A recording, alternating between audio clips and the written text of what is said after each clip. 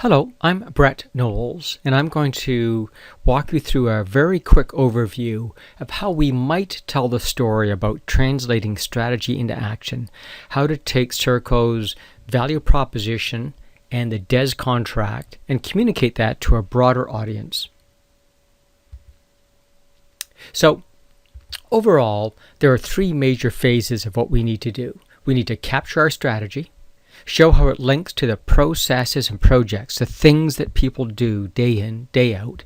And then lastly, how do we monitor those activities to make sure they're delivering on what we need? Now, we don't have to recreate the thinking. There's a lot of strategy, performance, and expectation documents which exist already. Our job is to take those and harvest them into one single view of how the organization needs to perform. To do this, we need to follow these three steps. First, capture the strategy. To do that, we're going to use a balanced scorecard and a strategy map. The strategy map describes performance as a best practice across four perspectives. What are our financial objectives? What do our customers expect from us? What are our internal business processes? And finally, the learning and growth perspective, or what we now call enablers. So if we go to those source documents, we'll see things like our mission statement, which describes overall what we need to do for success. And again, as we walk through the various slide decks, we can see that we have clear statements about objectives like having our people engaged and proud to work for us. We can understand that we need to transition smoothly to the new contract. We need to consistently achieve the promised wait times. We need to make sure that we don't compromise on the quality or the business health. At the same time, we need to reinvent drive test. And we need to do this through leveraging technology and, again, our people. In addition, we need to make sure that we're striving towards customer admiration, whether those are the people undergoing the tests or the MTO. In addition, we see things like our customer strategy is about tirelessly meeting their customer needs, making sure it just works, and finally, making sure that we're slicker than we were before. In addition, I've added two strategic objectives which are implied, but I want to make explicit. Number one, it's all about people. We need to continually invest in our people, train them, develop them, give them promotion opportunities, challenge them with new and difficult activities to complete. And of course, we need to continue to maximize on shareholder value. Now, how are we going to get there? There's a cause and effect we need to understand. In order to maximize on shareholder value, we need to do two things. One is earn our customer admiration, and secondly, be slicker than we were before. How do we earn our customer admiration? Well, there's three things we need to do. One, we need to tirelessly meet customer needs, make sure it works, and be slicker than we were before. Well, how are we going to achieve those objectives? Well, it's about operational excellence, continuous improvement, and continuously achieving our wait times. And if we do that, that will meet the needs, making sure it just works, and be slicker than before. Now, how do we consistently achieve those wait times? Well, we need to make sure that we execute this transition smoothly, reinvent drive test, and make sure there's no compromises on quality or business health. In addition, this transition smoothly will make sure that we tirelessly meet customer needs, and no compromises will make sure they were slicker than we were before. And then underpinning all of this are objectives like making sure our people are engaged and proud, invest in our people, and leverage technology. So these are our key strategic objectives. Everything we do need to work in aid of these objectives. Now, they're not all equally important. Working with the leadership team, we need to establish some priorities or weightings. So in this example presentation, I've created a strategy where we're going to focus on leveraging technology, enabling our people in order to reinvent drive test in aid of consistently achieving those wait times and tirelessly meeting customer needs. Next year, the weightings might be different. As we've achieved these objectives, we might be moving towards customer admiration and maximizing shareholder value. So strategy is all about how we sequence our priorities over time, like a chess game, to achieve our objectives. So this is called a strategy map. And I've clearly defines our strategy and strategic priorities. Now, we already have measures defined for us around these. So, for example, as we look at reinventing drive tests, we have specific needs around different elements that we're going to do, and they're going to enable us to identify measures within this strategic map. In addition, things like the drive test contract we have the Ontario government specifies specific performance measures, and of course our corporate owners have specific objectives of our performance as well. There's an abundance of measures we can use to underpin this strategy. So that's capturing our strategy. Now let's talk about how we link it to our processes and projects. If you think about it, we deliver value in a series of ways. We have to have processes that deliver specific services. Those services we need to deliver to our customers, and from that we achieve results and therefore create value.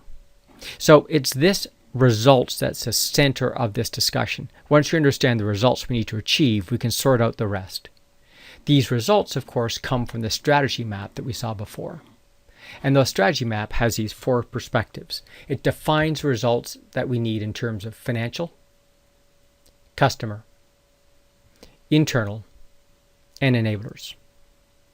So the strategy work we did before begins to get captured in our view of success with these results. Now we're achieving these results for specific stakeholders, and they're looking for value. So who gains? Well, obviously the stakeholders like MTO, Serco, and the end customer. There's also influencers, people like the union and employees who are involved, and we should be able to measure whether they're achieving their objectives as well. Now we understand these things, we should be able to reverse engineer how it is we get there.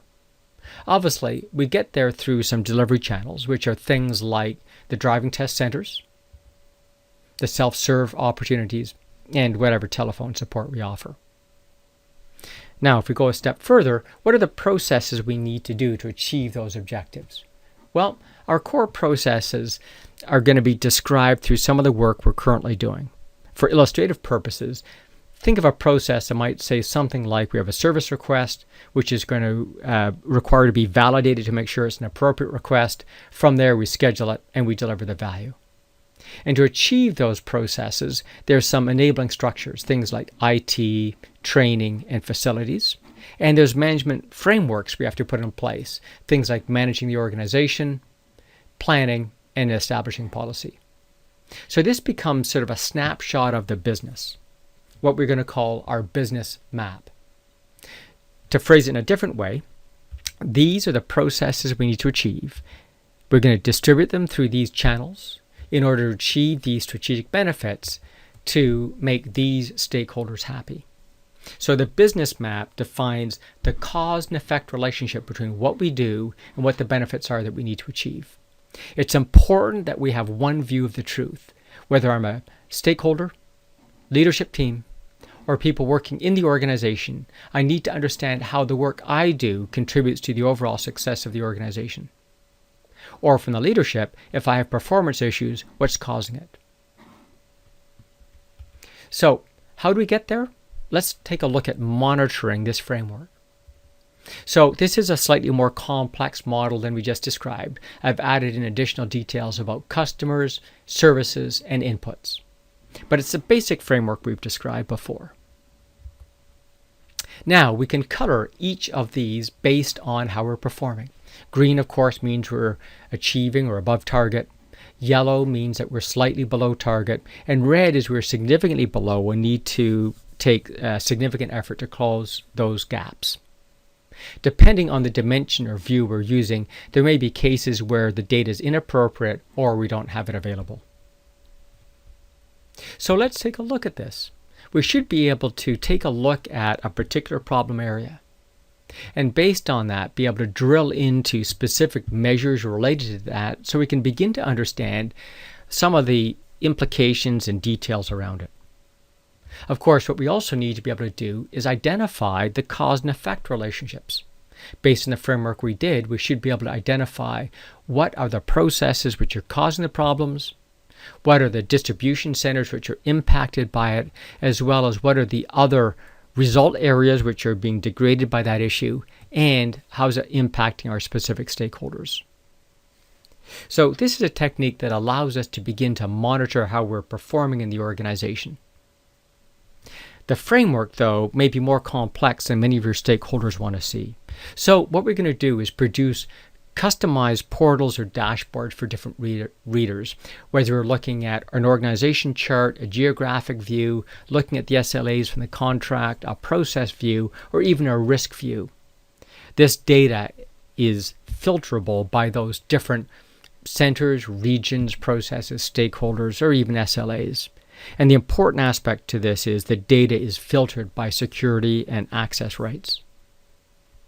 So what we've outlined here is an approach by which we can begin to translate our strategy into action, take our view of how to transform the organization and transition to the new contract by capturing strategy, linking it to the processes that we do, and monitoring our activities. What we call translating strategy into action.